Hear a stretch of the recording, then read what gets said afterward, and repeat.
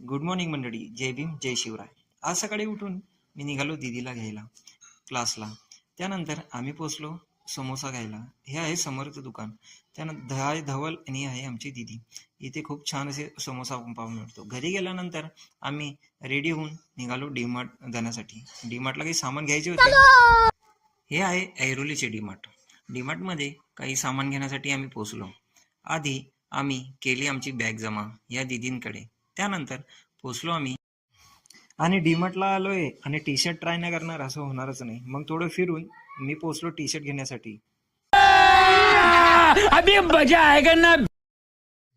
काही T shirt मी choose केले व ट्राय केले. मग त्यानंतर यामधील मी 2 टी शर्ट घेतले आणि आम्ही निघालो बिलिंगसाठी.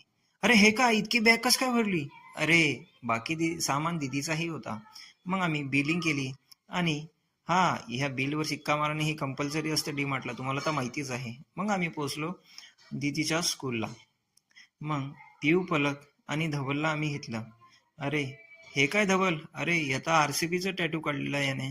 मग आम्ही त्यानंतर स्कूलला बाय करून पोचलो घरी. घरी पोचल्यानंतर आम्ही केली बॅकपॅक करून आम्ही निघालो होतो स्टेशनसाठी आणि आम्ही पोचलो ऐरोली स्टेशनला. तुम्ही बघू शकतात पिऊ आणि चिंगीचे एक्साइटमेंट मामाच्या गावाला जाण्यासाठी.